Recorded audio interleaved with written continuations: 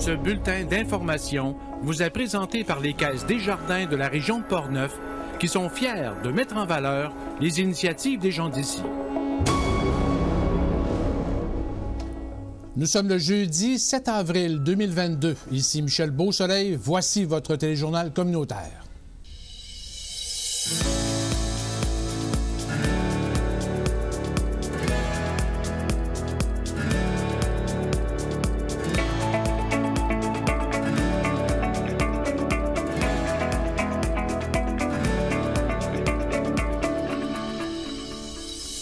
Le Carrefour Jeunesse-Emploi de Portneuf invite les jeunes de 16 à 35 ans à exprimer leurs rêves et leurs aspirations à partir d'un sondage en ligne. Pour nous en parler, on reçoit Annie Desjardins du CGE de Portneuf. Le Conseil du patrimoine culturel de Cap-Santé annonce ses concerts bénéfices dédiés à la mise en valeur, la protection et la sauvegarde du site classé de Sainte-Famille. On reçoit la présidente Lise Filion et le directeur artistique Benoît Plourde. Et Charles a rencontré le couple apiculteur de la ville de Portneuf qui lance la 2e édition du défi Pissenlit. Alors, bonne émission.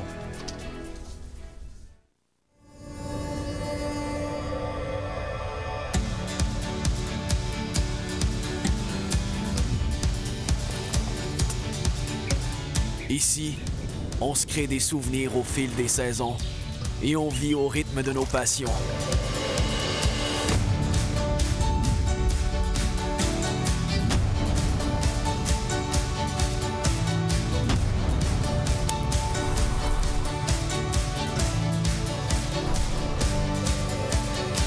Ici, quand l'aventure nous appelle, on répond.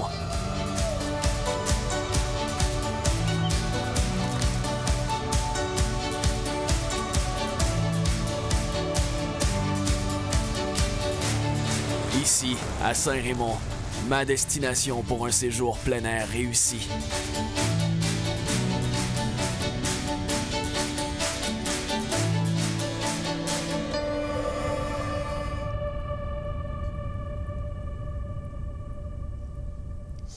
Tout d'abord, nous devrons continuer de porter le masque dans les lieux publics et les transports en commun pour encore un certain temps.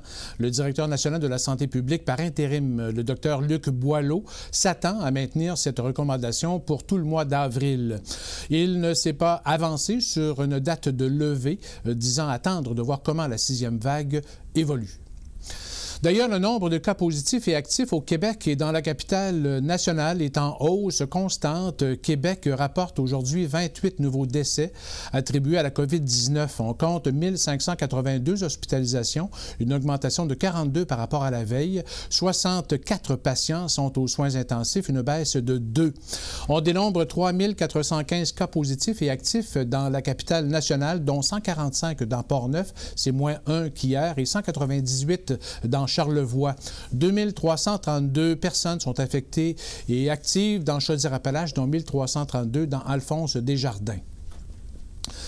Le député de Portneuf, Vincent Caron, a annoncé officiellement cet après-midi à Deschambault qu'il sera candidat aux prochaines élections provinciales du 3 octobre dans le comté de Portneuf pour le parti de la coalition Avenir Québec, la CAQ. Claire Lessard du Lac-Sept-Îles à Saint-Raymond a accepté la présidence du comité électoral de Vincent Caron. Aux dernières élections générales du 1er octobre 2018 dans le comté de Portneuf, Vincent Caron avait obtenu 54% des votes, suivi du candidat libéral Philippe Gasse avec près de 19% des voix. Odile Pelletier de Québec solidaire a terminé 3e avec 11% des votes, suivi de Christian Hébert du Parti québécois avec 9%. Guy Morin du Parti conservateur du Québec et Constance Guimont du Parti citoyen au pouvoir du Québec dans Portneuf ont terminé avec respectivement 5 et 1% des votes. 70% des électeurs du comté de Portneuf s'étaient prévalus du droit de vote.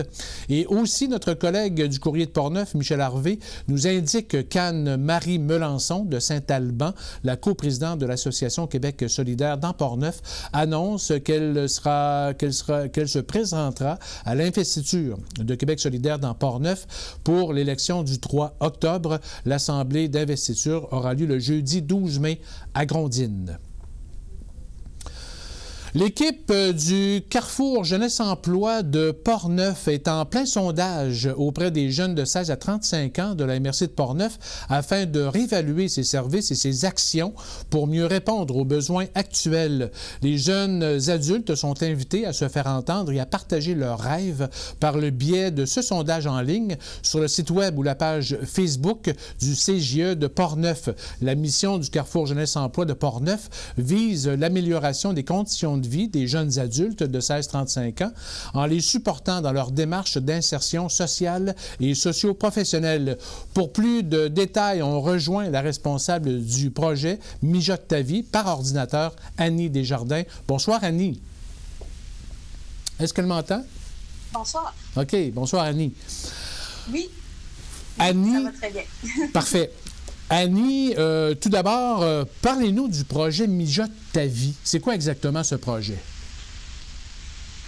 Bien, en fait, au Carrefour Jeunesse Emploi, on a des plateaux de travail pour les jeunes qui ont besoin d'un petit coup de pouce pour intégrer le marché du travail. Donc, on a 3 plateaux de travail différents. On a justement Mijote ta vie, qui est un plateau de travail qui est en transformation alimentaire.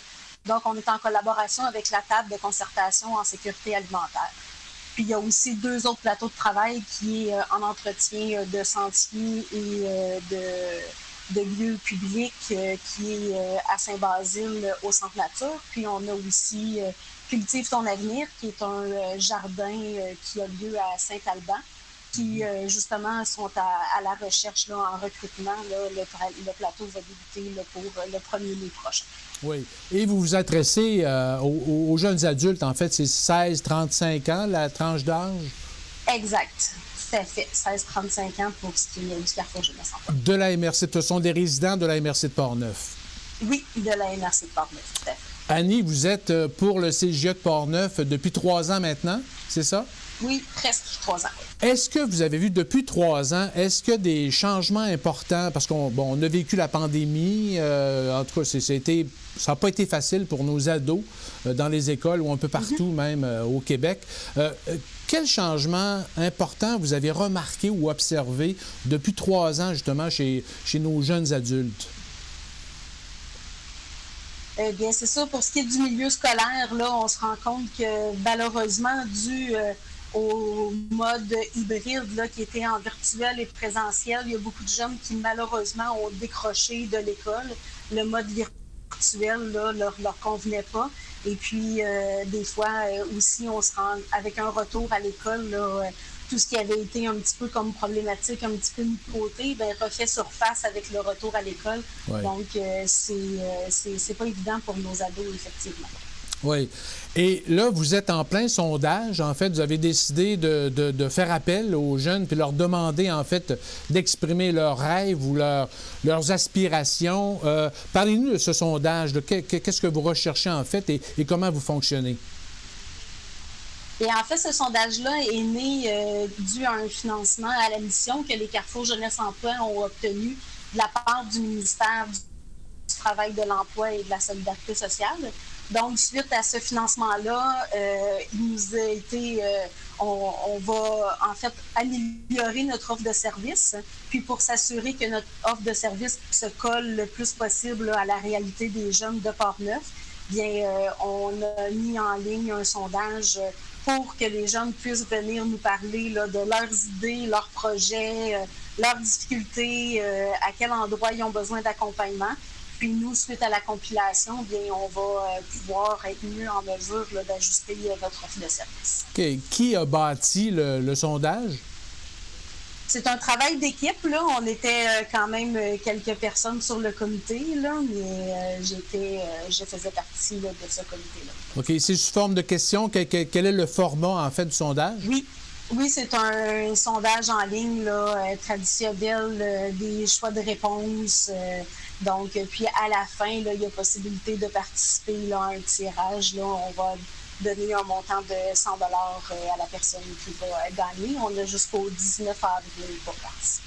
OK, jusqu'au 19 avril pour que les gens répondent au questionnaire, en fait, qui est en ligne seulement, c'est ça? Exact. En ligne sur notre page Facebook ou via notre site web au cjeportneuf.com.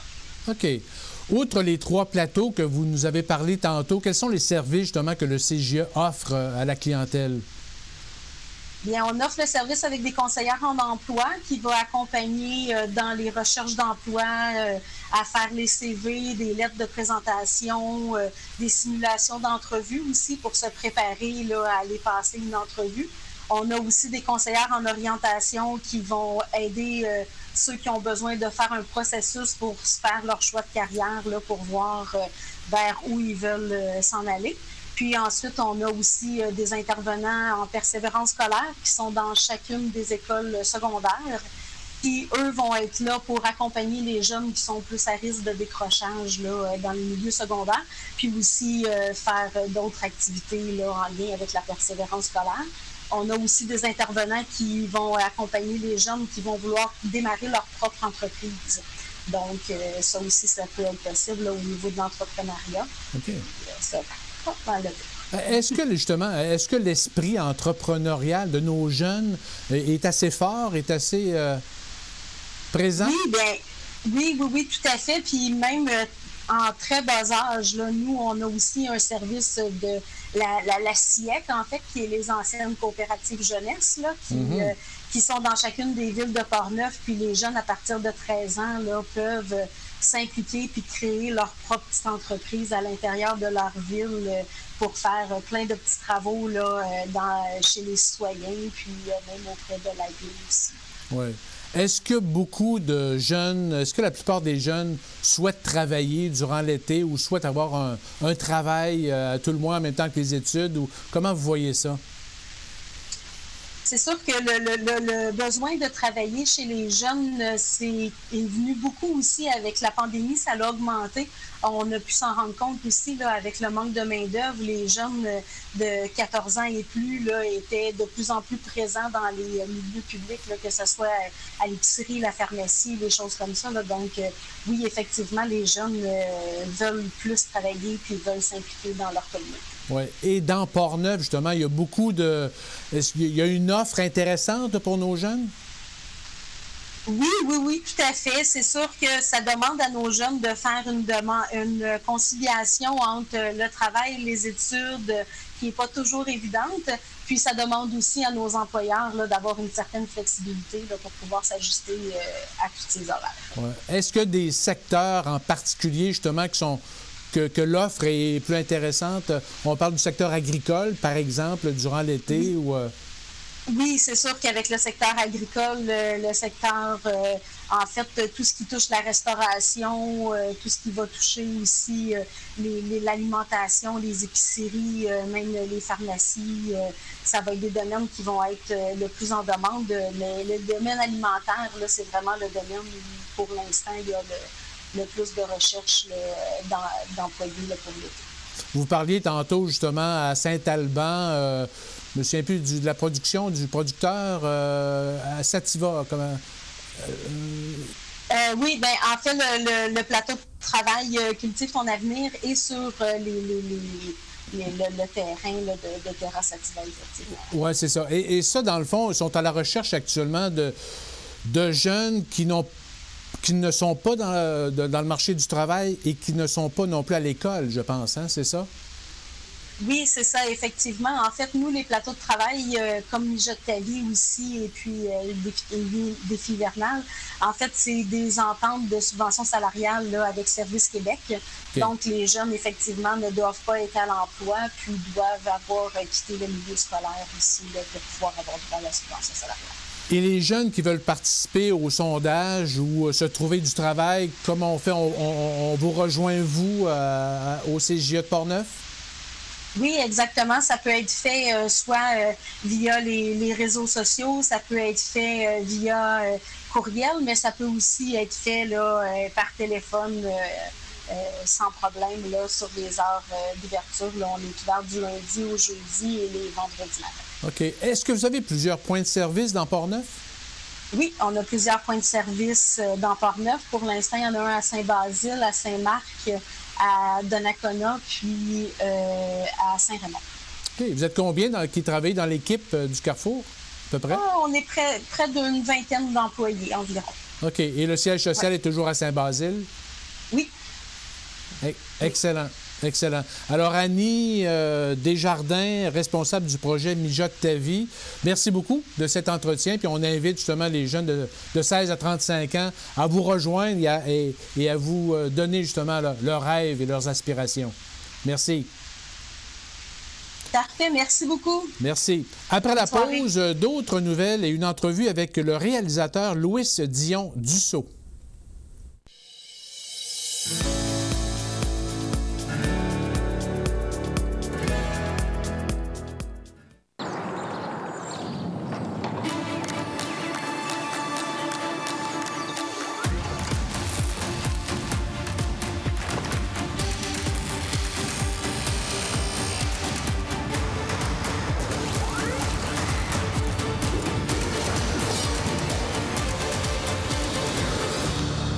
Quand on achète ici, c'est le Québec qui y gagne.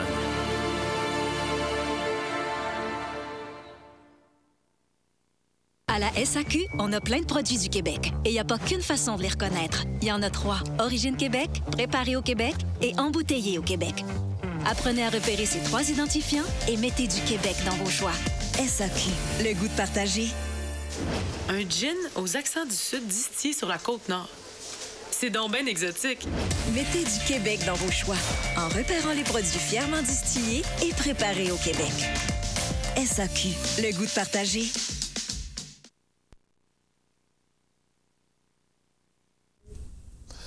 Difficulté de recrutement de main-d'œuvre oblige. Ottawa assouplit encore certaines règles du programme des travailleurs étrangers temporaires. Entre autres modifications, il sera désormais possible aux employeurs dans 7 secteurs qui offrent de bas salaires et où il y a des pénuries manifestes d'embaucher jusqu'à 30 % de ces travailleurs étrangers plutôt que 20 %. Parmi ces 7 secteurs, on trouve l'hébergement et la restauration, les produits du bois, et la fabrication d'aliments. La mesure entrera en vigueur le 30 avril pour une durée d'1 an. La limite pour tous les autres employeurs offrant des emplois à bas salaire passera de 10 % à 20 % en vertu de ce programme des travailleurs étrangers temporaires. D'autres assouplissements concernant la durée d'emploi saisonnier dans l'industrie de la pêche, par exemple, ont aussi été annoncés lundi dernier par la ministre fédérale de l'Emploi et du Développement de la main-d'œuvre, Carla Qualtrough. La Fédération, d'ailleurs, des chambres de commerce du Québec et la Chambre de commerce de l'Est de Portneuf accueillent favorablement ces changements apportés au programme fédéral des travailleurs étrangers temporaires à travers le pays. Les chambres de commerce voient d'un bon œil ces dernières ententes fédérales et provinciales pour répondre aux enjeux criants de main-d'œuvre dans nos régions.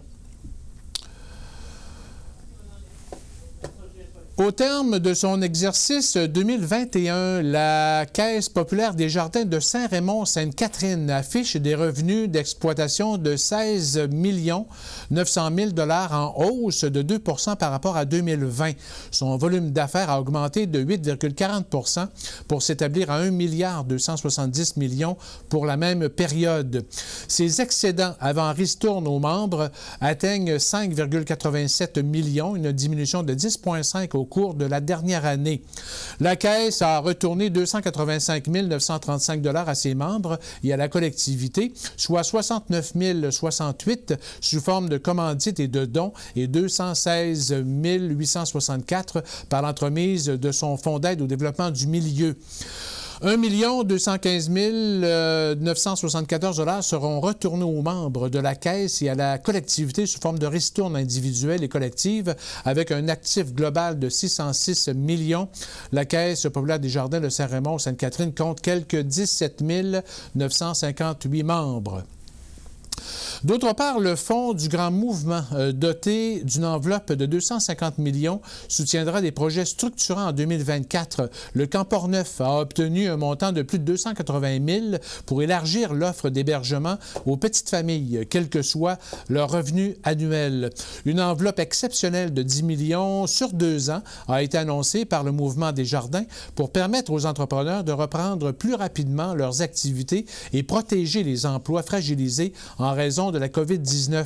Localement, une aide financière non remboursable pouvant atteindre 10 000 $ a été accordée à 5 membres entreprises de la Caisse pour réaliser leurs projets de croissance ou de transformation, dont le restaurant-bar Le Mondial, la ferme Valmont-Drolette, Machinerie lourde Saint-Raymond, l'Institut Gaïa et Granit DRC de Rivière-à-Pierre.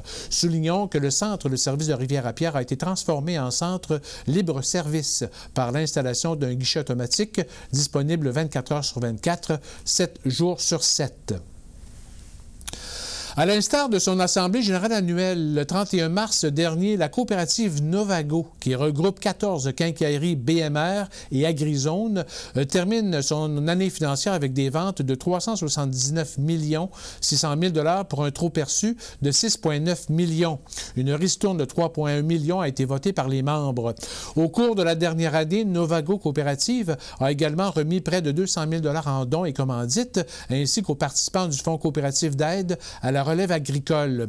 En 2021, Novago a procédé à l'acquisition de l'entreprise Frigon de Louisville, des investissements dans le couvoir Côté et dans une usine d'enrobage d'engrais en Ontario, ainsi que l'intégration de Solio et Grains Québec. Lors de l'Assemblée, Novago a annoncé à ses membres un projet de construction d'un centre d'engrais dans l'Anaudière et des investissements dans des activités d'ensachage à Louisville. Novago Coopérative est la propriété de près de 2800 membres producteurs agricoles et 15 000 membres consommateurs. Elle emploie plus de 400 personnes. Parmi les affaires policières, les patrouilleurs de la Sûreté du Québec du centre de Pont-Rouge ont procédé à 8 arrestations pour conduite avec les capacités affaiblies par l'alcool et ou la drogue entre le 21 mars et le 3 avril dernier. Les arrestations ont eu lieu à Stoneham et Tewksbury pour 2 arrestations, Sainte-Brigitte-de-Laval, ville de Portneuf, Donnacona pour 2 arrestations, Saint-Augustin-de-Desmaures et sur l'autoroute 40 dans le secteur de Portneuf et 20 dans le secteur Saint-Apollinaire. Le samedi 26 mars dernier, une femme et un homme dans la vingtaine ont été arrêtés relativement au code de la sécurité routière, mais devraient faire face aussi à des accusations de supposition de personnes, vol d'identité, fabrication et possession de documents, contrefaits, entraves au travail des policiers et non-respect d'engagement.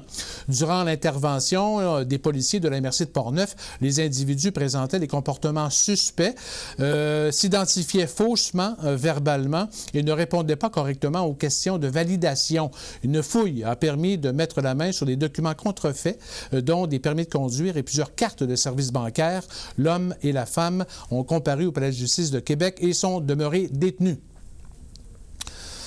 Le court-métrage intitulé « Dilution », réalisé par Louis Dion Dussault au cabaret Kino à Saint-Casimir du Festival de films pour l'environnement en 2021, est nominé dans la catégorie meilleur film d'art au Festival international Couch Film Festival 2002 de Toronto.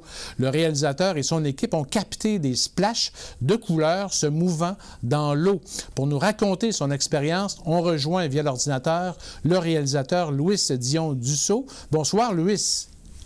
Bonsoir, ça va bien? Ben oui, ça va très bien. Louis, vous avez participé à un projet. En fait, est-ce que c'était votre première participation au Kino Saint-Casimir en 2021? Non, j'ai commencé, en me préparant, j'ai regardé ça faisait combien de fois que je participais. J'ai commencé en 2014. OK. En 2014. Puis je tombais en amour avec le cabaret à Saint-Casimir. Fait qu'à chaque année, je réussis à me trouver du temps pour y aller. OK. Est-ce que c'est votre principale occupation, être réalisateur ou... Non, c'est ma passion. Je travaille dans la fonction publique à Québec. Puis toutes mes fins de semaine, c'est souvent des projets de films. Puis ça permet, mine de rien, ça permet de s'autofinancer aussi. Fait que bien sûr. C'est vraiment tout le temps. Parlons de votre expérience, de votre dernier court-métrage, en fait, en 2021, qui vous a permis de remporter quand même un bel honneur du côté du Couch Film Festival. Racontez-nous, justement, l'idée que vous avez eue au point de départ. Ouais, moi, j'adore la photographie en macro. J'en fais beaucoup pendant un peu tout le temps pendant l'année. Puis je m'étais toujours dit que ça serait vraiment le fun de faire un film où on voit des boules de peinture un peu vivre dans l'eau, puis j'ai réussi à trouver un aquarium. J'ai demandé à ma copine de tenir, on a pris des seringues, on a pris des longs tuyaux, fait elle appuyait, puis ça me permettait de capter ça avec une macro. C'était tellement précis qu'il on s'était mis plein de marques partout dans l'aquarium. Puis là, puis j'ai filmé ça à 120 images secondes, ce qui permet visuellement de faire des super beaux ralentis. Fait qu'on voit comme ça fait comme des nuages. Je trouve ça super beau. J'ai réussi à trouver j'ai pris de la peinture orange, verte, rouge. Fait que je trouvais ça vraiment joli. Mais le but, c'est de faire ça un petit peu en équipe, malgré les normes sanitaires, hein, on reste quand même très prudent. Mais j'ai une amie qui s'appelle Charlie, dans le fond, qui a participé aussi. Elle a écrit un beau texte. J'ai dit, voici les images, j'ai écrit ce que tu veux. Je suis sûr que ça va être bon. Puis c'est comme une réflexion, un discours intérieur qu'on entend par rapport à... la thématique du festival, c'était l'eau. Fait que c'est beaucoup en lien avec l'eau, la place de l'humain par rapport à la nature et les autres espèces. Fait que j'étais vraiment content. Puis, naturellement... Oh, pardon. Non, allez-y. Je parle beaucoup. Oui, c'est bien, parfait. Naturellement, il manquait que de la musique. Puis un autre gars qui était au festival, c'est Danny Janvier. Puis lui, il est compositeur. Fait qu'il avait amené de la musique quand on avait pu... j'ai pu écouter ça. Il m'a donné la permission d'utiliser une de ses... pas si vieille que ça, mais une de ses vieilles chansons. Fait que les trois éléments ensemble, je trouvais que ça a fait un film vraiment le fun. C'est vraiment ce que j'avais... parce que c'est pas un film, c'est pas tout à fait ça qu'on pensait, mais là... C'était on point, comme on dit. OK. Parce qu'il y a quand même des contraintes importantes du côté justement de Kino. Parce qu'il faut que vous fassiez ça en l'espace de peu de temps. Là. C'est quoi? C'est 3 jours, je pense? Oui, bien souvent, ça, c'est un 72 heures. Là, on a été chanceux. Mettons qu'on a triché un petit peu vu que c'était en ligne, puis on a demandé au monde de ne pas trop se déplacer à Saint-Casimir en raison des normes sanitaires. Mais restons dans ce que ça devrait être. C'est plein de monde de partout dans la province qui viennent. Ils se rencontrent pendant 3 jours. C'est souvent le jeudi matin, on fait une rencontre, tout le monde se présente. Moi, je suis scénariste, je fais de la caméra, je fais des effets spéciaux. Puis tout le monde, après ça, finit par... Il y a une effervescence, puis tout le monde finit par se collaborer. C'est une belle vie de groupe, là. Oui. Puis ce qui est le fun, là, ça, c'est sûr que ça fait quelques années que je participe. Puis ce que j'ai vu, c'est que les citoyens, les personnes qui habitent à Saint-Casimir sont toujours partantes pour participer à nos projets. C'est jamais arrivé que quelqu'un a dit « Ah non, ça ne tente pas ». Puis j'ai l'impression que le monde... Si attendre ça un petit peu sans prétention. C'est très populaire, justement, comme activité à Saint-Casimir. Est-ce qu'il y en a un? J'ai pas vu la programmation. Est-ce qu'il y a un casino, une activité du genre cette année, savez-vous? Oui, on était super contents. Fait que, je sais pas encore les dates, mais ils ont signifié, ils ont fait une demande d'intérêt. Puis moi, j'ai dit oui tout de suite parce que... c'est ça, Léo Denis puis Josiane Cloutier, l'année passée, en 2021, ils ont quand même réussi à faire un cabaret malgré les mesures sanitaires. Exactement. Revenons un peu sur votre prix, justement, du côté de Toronto. Vous attendiez-vous, justement, à un tel engouement de votre projet? Ah non, ça a été vraiment une belle surprise parce que ça, on fait... moi, je suis dans la cellule Kino à Québec, mais je suis président. Fait que... en passant, c'est une blague. Puis je fais quand même beaucoup de petits courts-métrages.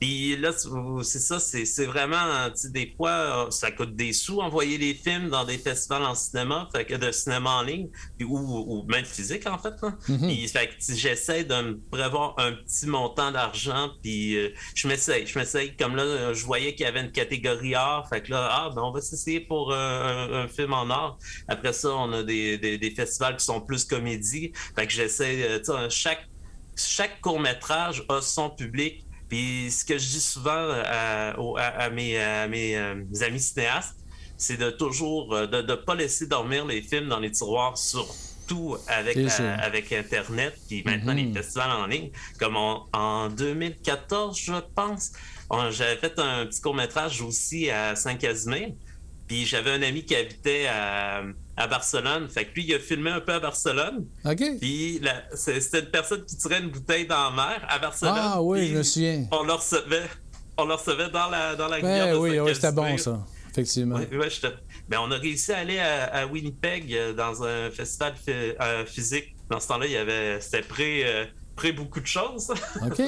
fait que je m'étais rendu, je m'étais payé un trip, comme on dit. Puis tout le monde était gentil, puis ça avait bien répondu. Fait que faut pas hésiter, faut pas avoir peur, faut pas avoir d'appréhension à ce que le monde vont aimer mon film ou pas. Une fois qu'il est fait, j'ai l'impression que ça nous appartient plus. On est mieux de le pousser. Ouais. Qu'est-ce que ça peut vous apporter, justement, ce genre de nomination-là?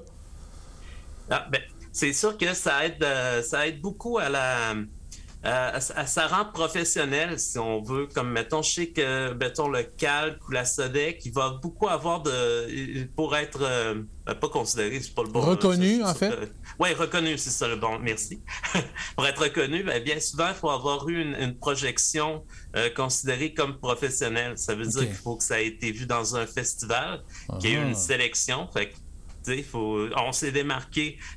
Ça permet d'aller chercher des bourses comme aux cinéastes émergents. Puis ça permet de faire aussi beaucoup de démarchage, du maillage. J'en ai vécu un à Regard, qui était là 2 semaines. C'était mon premier de toute ma vie. Puis je trouvais ça c'est vraiment intéressant. C'est totalement... C'est comme... c'est ça, c'est le vrai monde, là. C'est ça. Cool. Est-ce que vous allez faire d'autres démarches dans d'autres festivals avec ce court-métrage-là? Ben oui, en fait, ça m'a vraiment... Je m'essayais comme ça, puis je me suis dit, donc, s'il y a un bel intérêt, peut-être qu'il y en a d'autres qui vont... Bien sûr. Qui vont en démontrer. Oui. Alors, Louis Dion-Dussault, merci beaucoup. Félicitations pour cette nomination. Puis on va suivre de proche votre prochaine production du côté de Saint-Casimir prochainement. Oui, très hâte. Merci beaucoup. Alors, Louis Dion-Dussault, réalisateur, cinéaste. Après la pause, d'autres nouvelles et une entrevue avec Lise Filion et Benoît Plourde.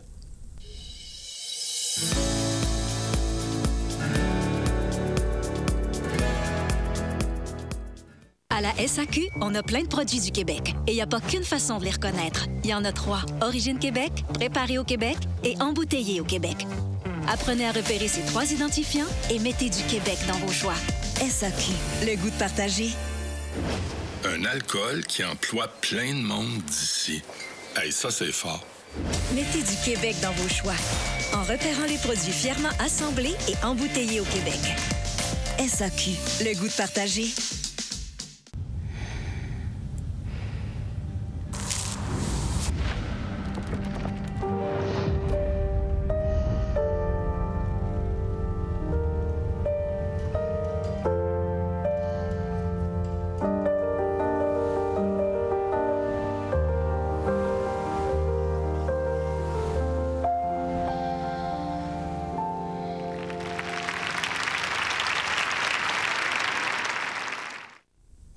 La Maison Plamondon a lancé cette semaine l'appel de candidature de son atelier d'écriture de chansons et classe de maître jusqu'au 26 avril, inclusivement.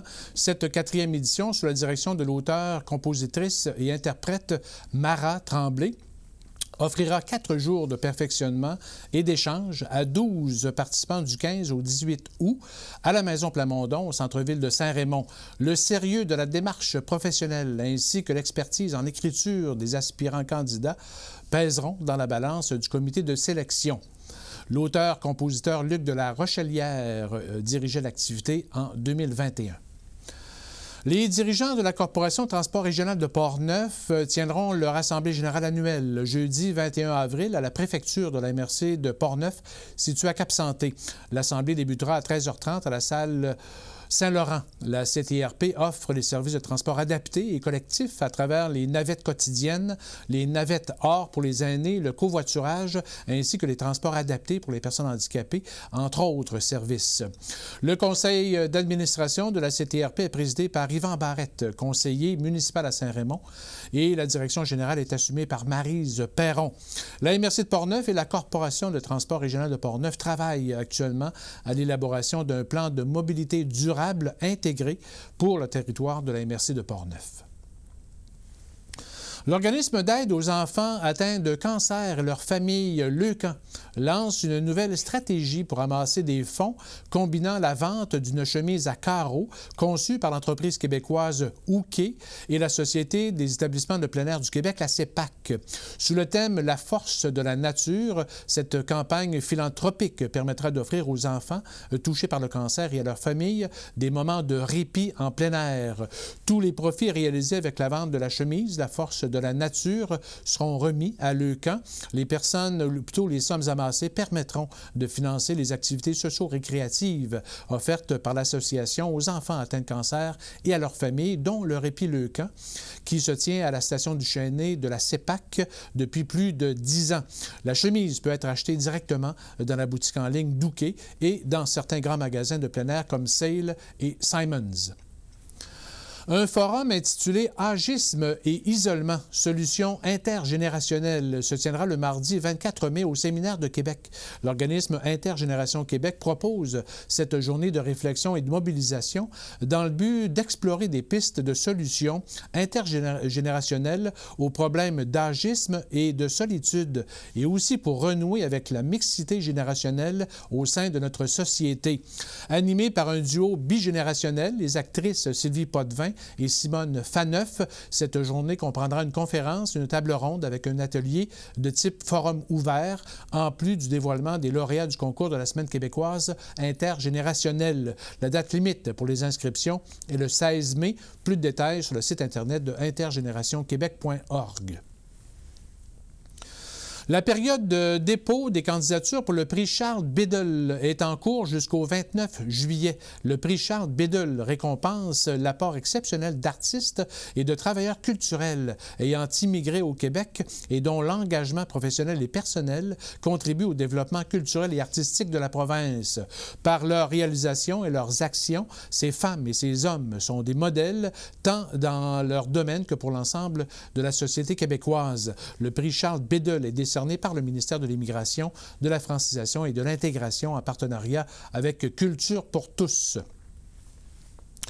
La Fondation des jeunes de la DPJ, anciennement la Fondation du Centre jeunesse de Montréal, offre pour la première fois de son histoire une enveloppe budgétaire destinée aux jeunes de la DPJ de partout au Québec. Depuis l'élargissement de son mandat à l'automne dernier, la Fondation peut s'engager à apporter une aide supplémentaire aux jeunes et aux anciens jeunes de la DPJ en région. Les organismes hors Montréal ont jusqu'au 8 mai pour soumettre une demande de soutien financier pour des projets destinés au mieux-être des jeunes de la DPJ. Depuis 2019, le nombre de demandes d'aide adressées chaque année par les intervenants et auxquelles la Fondation a répondu a doublé. Actuellement, 84 des signalements retenus à la DPJ le sont pour des jeunes en dehors de Montréal. Le Conseil du patrimoine culturel de Cap-Santé a dévoilé sa programmation d'activités pour la saison 2022 qui s'échelonne du 10 avril au 28 août. Sous la direction artistique de Benoît Plourde, 6 concerts, dont 4 dans le cadre des dimanches musicaux, seront présentés en l'église Sainte-Famille de Cap-Santé. Pour les détails, on reçoit la présidente du Conseil du patrimoine culturel de Cap-Santé depuis 2020, Lise Filion, et le directeur artistique depuis 2019, Benoît Plourde. Bonsoir à vous deux. Bonsoir. Merci de votre présence en studio. Un bel événement qui revient cette année après une pause, hein, c'est ça? Il y a 2 ans. 2 ans, en fait, la pause. Hein? Oui. On se sent fébrile cette année, j'imagine? Ah, bien, oui, on est fébrile, puis on est surtout très heureux de pouvoir recommencer parce que les artistes l'ont eu dur. Ben ouais. En 2 ans, des gens qui sont en plein élan, en élan de carrière, des jeunes, on en voit, des jeunes chanteurs qui ont pignon sur rue et qui chantent partout dans le monde et qui sont arrêtés pendant 2 ans, ou des pianistes, nommons-les tous, mais c'est très difficile.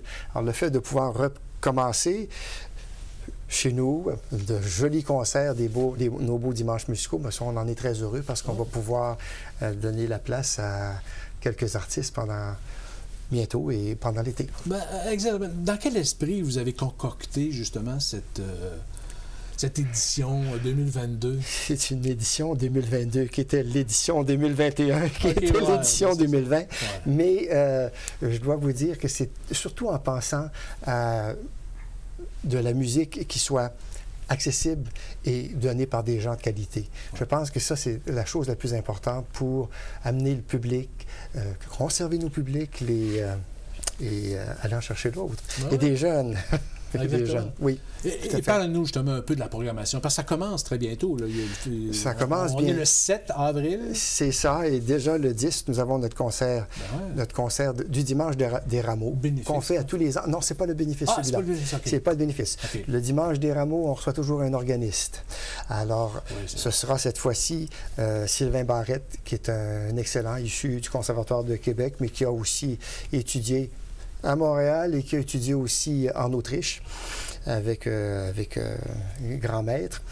Et après une très belle carrière, et dans l'enseignement, entre autres. C'est un garçon qui a gagné d'ailleurs plusieurs prix. Ouais. Et il vient nous faire un concert, Ximénez, Jean-Sébastien Bach et Scarlatti. Et je pense qu'il a trouvé des choses, parce je vois le programme présentement, alors la première chose qu'on dit dans notre programme, c'est découvrir Scarlatti et Bach, mais Bach, c'est un contemporain de Scarlatti, et il a écrit la magnifique Toccate et Feu qui est très connue, n'est-ce pas? La plus connue, alors il va nous la donner, mais son titre de son concert, c'est « Olé ». Alors, il va nous faire la bataille en fa de Ximénez, la Toccate et Fugue de Jean-Sébastien Bach et plusieurs sonates de Scarlatti il nous a émaillé dans le programme des descriptions pour faire comprendre ou faire sentir au public ce qu'il ressent lui-même de ces pièces-là. Alors, donc, ça, c'est dimanche. Ça, c'est dimanche. Prochain. Et ça, c'est ouvert à tout le monde. C'est ouvert à tout le monde. C'est contribution volontaire. C'est à 14h à l'église de Cap-Santé. Ouais. Et vous avez concocté d'autres concerts, évidemment. Concerts, oui.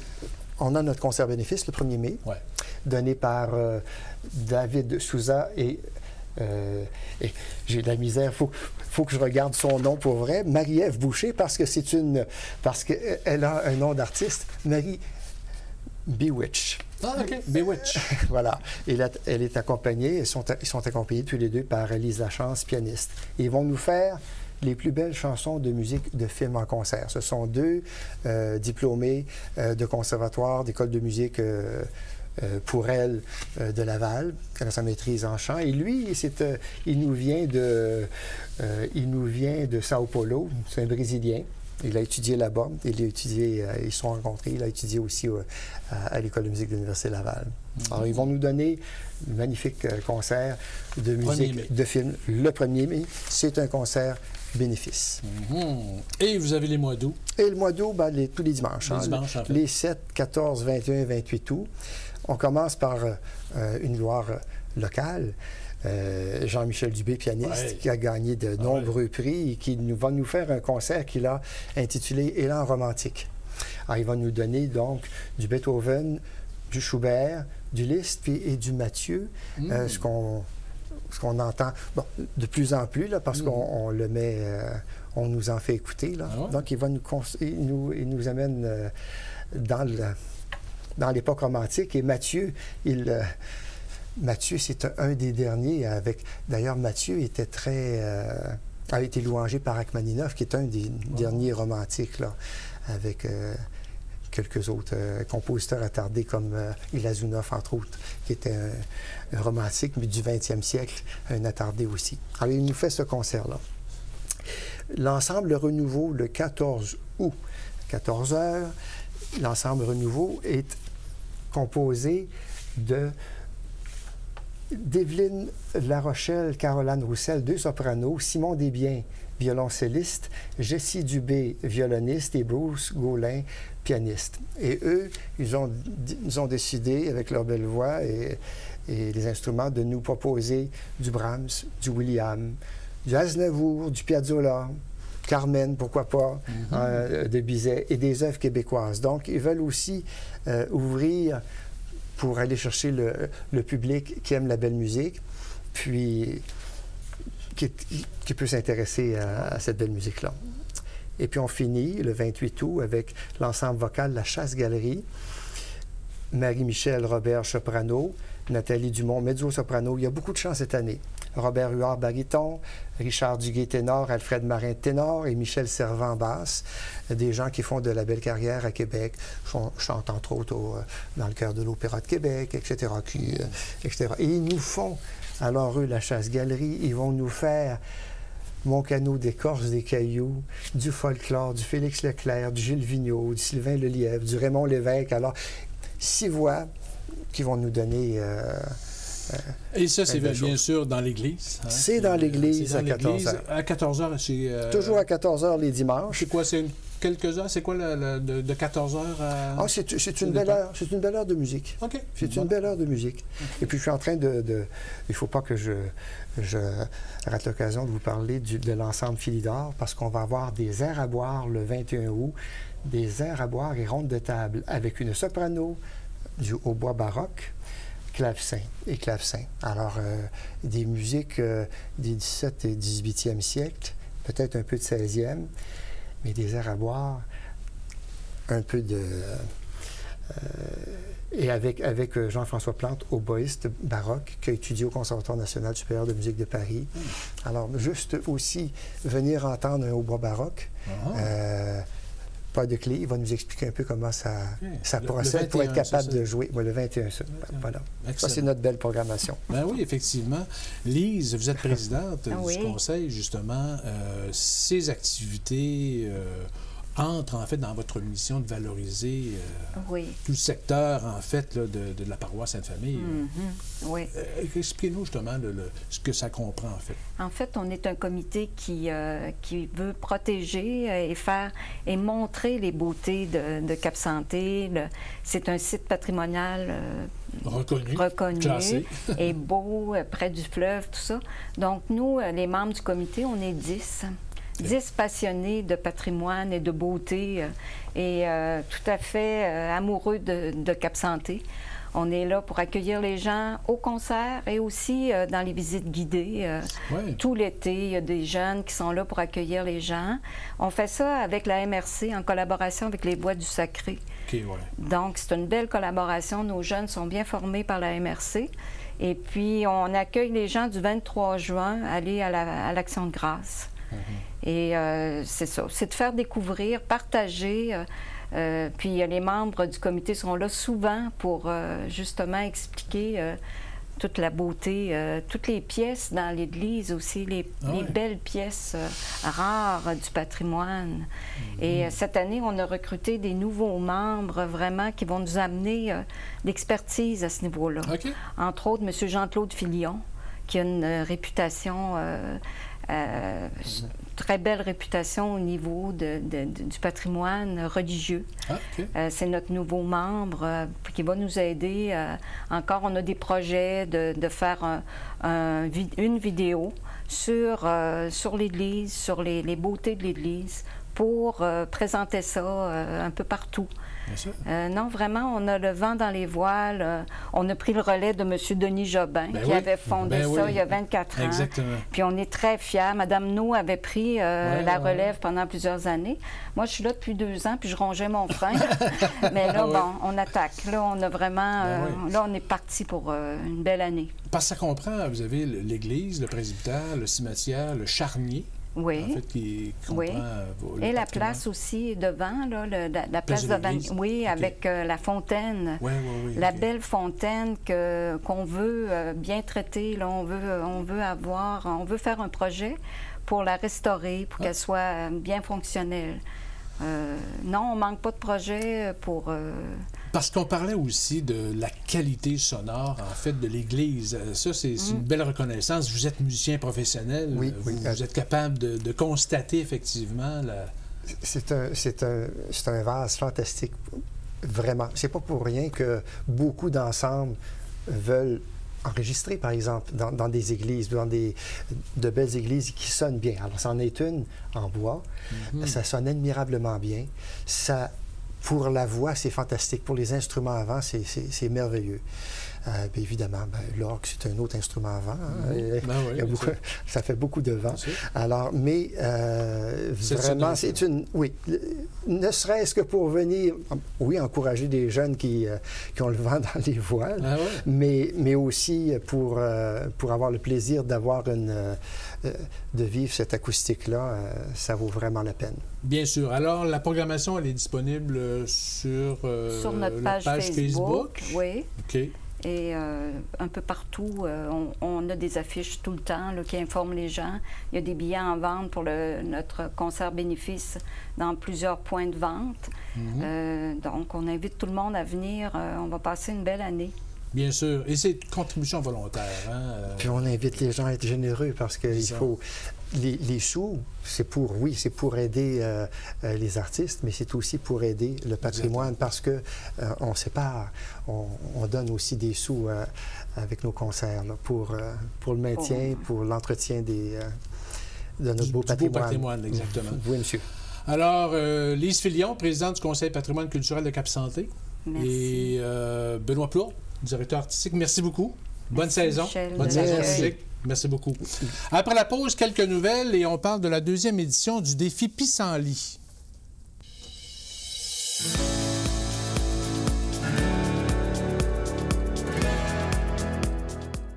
À la SAQ, on a plein de produits du Québec. Et il n'y a pas qu'une façon de les reconnaître. Il y en a 3. Origine Québec, préparé au Québec et embouteillé au Québec.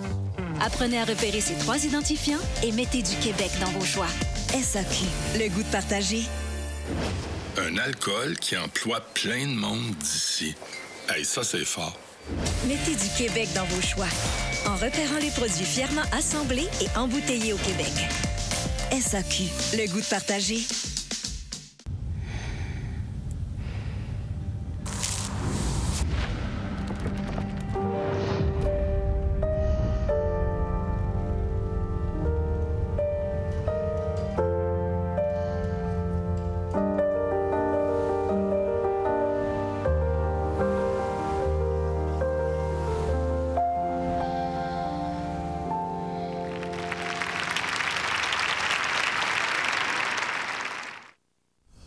Plus de 50 jeunes artistes, maîtres de cérémonie et animateurs participent actuellement aux finales régionales de secondaire en spectacle de la région de la capitale nationale qui se tiennent depuis hier, en fait mercredi jusqu'à demain, vendredi, à la salle Sylvain Lelièvre du cégep Limoilou. 2 numéros sont présentés par chacune des 20 écoles participantes cette année lors des 3 finales régionales. Les gagnants de l'école secondaire de Saint-Marc-des-Carrières seront sur scène ce jeudi soir et les gagnants de l'école secondaire Louis-Jobin de Saint-Raymond demain soir, le vendredi. Les jeunes lauréats ont la chance aussi de perfectionner leur art grâce à différents ateliers de formation qui leur sont donnés durant la journée. Depuis ses débuts en 1994, le programme secondaire en spectacle est axé sur l'expérimentation, l'apprentissage et la formation des jeunes. La passion des jeunes pour les arts de la scène permet de contrer le décrochage et a un impact important sur la persévérance scolaire. C'est l'unité de loisirs et de sport de la capitale nationale qui coordonne le projet secondaire en spectacle dans la région. Le couple producteur de miel à Ville de Portneuf de l'entreprise Miel Éco lance la 2e édition du défi Pissenlit. C'est un mouvement qui a pour but de sensibiliser la population à l'apport vital des abeilles et des insectes pollinisateurs durant tout le mois de mai. Charles Laviolette a rencontré le couple apiculteur. Écoutons sa capsule.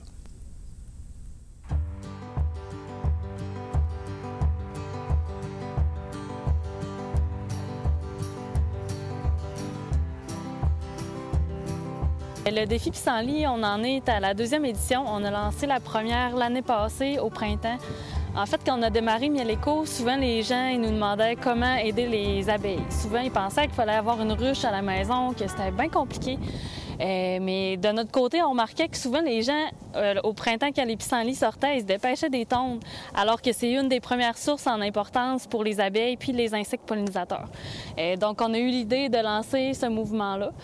C'est vraiment simple, c'est le défi le plus facile. On invite les gens à retarder la tonde de leur gazon pour que les pissenlits poussent puis offrir une source de pollen et de nectar aux insectes pollinisateurs à cette période-là de l'année qui en ont particulièrement besoin. On a lancé ça un petit peu naïvement l'année passée, puis ça a pris une ampleur assez extraordinaire. Ça nous a surpris. Fait que c'est pour ça qu'on revient cette année avec la 2e édition. Puis une nouveauté cette année, on a invité plein de villes. Donc on a par exemple la ville de Québec, Saint-Basile dans Portneuf, Deschambault-Grondines, entre autres, qui ont embarqué. Fait que c'est vraiment le fun. Ces villes-là vont inviter leurs citoyens à laisser pousser les pissenlits, puis même sur les terrains des villes vont laisser pousser les pissenlits. Le pissenlit, ça va être la première floraison abondante qu'on a au printemps. Donc, étant donné qu'ils viennent d'avoir un hiver assez rude, peu importe les saisons, on s'entend, il y a toujours une grosse période d'environ 6 mois où il n'y a pas de nourriture disponible. Donc, avec le pissenlit, ça apporte une belle grande source de nectar et de pollen aussi, qui est la protéine. Donc, c'est pourquoi c'est si important de pouvoir leur laisser tout ce garde-manger-là. Puis on est chanceux, puisqu'au Québec, c'est une des fleurs en plus grande importance qu'on a partout au travers du Québec. Avant, c'était quasiment le concours de la plus belle pelouse verte entre les voisins, puis il y avait beaucoup de jugement. Mais je pense que c'est surtout les gens, ils prenaient pas conscience. Ils ont comme oublié que le pissenlit, c'est une fleur puis qu'elle apporte de la nourriture. Il y en a qui attendent tout le mois de mai, mais on n'est pas obligé. Juste de tondre une semaine plus tard que ce qu'on fait d'habitude, c'est déjà un beau changement. Fait que chacun y va vraiment comme il est à l'aise. Chaque petit geste aide les abeilles. Les abeilles, c'est la première sentinelle. Donc, quand il y a un déséquilibre, il y a quoi que ce soit dans l'environnement, on est capable de le voir directement parce qu'ils nous avertissent. Et puis, il faut juste, je pense, être conscient de l'aide, un peu l'appel à l'aide qui est fait. Miel Éco, c'est une entreprise qui commercialise les produits de la ruche. Donc, c'est de mettre en valeur, en fait, le travail de l'abeille. C'est ça, c'est vraiment au niveau commercialisation, éducation aussi beaucoup de la population pour tout ce qui est l'impact et puis l'importance des insectes pollinisateurs. Ici, dans le fond de la boutique au vert, l'année passée, le 1er juillet. Donc, ça va faire 1 an le 1er juillet cette année.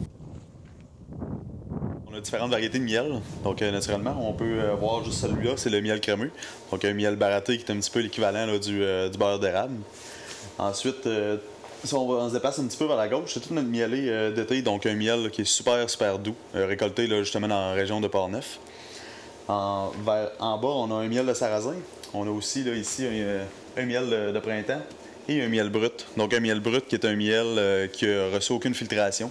C'est seulement qu'une décantation, donc très, très riche au niveau des acides aminés parce qu'on a beaucoup de pollen, de la cire et aussi de la propolis. Puis on a aussi une belle collection de tous les produits à base de miel. Donc notre section gourmande, on a ici une gelée miel et citron, on a un confit d'oignon, puis une moutarde à l'ancienne au miel. Et on est chanceux, on a quand même une belle grande terre à Portneuf. Donc cette année, on fait l'implantation aussi d'îlots millefères pour les insectes pollinisateurs. Donc, je pense que c'est plus des gestes concrets comme ça qui va aider. Cet été, les gens vont pouvoir venir et en profiter. Fait que, on va essayer de faire un peu, exactement, certains trajets, des chaises pour s'asseoir aussi, puis pouvoir observer, en fait, la biodiversité. Fait que c'est aussi le rôle, là, on invite les gens, mais de notre côté aussi, on met vraiment les bouchées doubles, là, les mains à la pâte là, pour prôner aussi faire ce qu'on prône. On parle souvent des abeilles domestiques qui sont dans des ruches, mais il y a plein d'abeilles sauvages, des papillons, les chauves-souris, les colibris, c'est tous des insectes pollinisateurs. Et puis eux, ils assurent le tiers du garde-manger mondial. Fait que si les pollinisateurs viennent à disparaître, on n'aurait plus de fruits, plus de légumes, on n'aurait plus de café, plus de chocolat.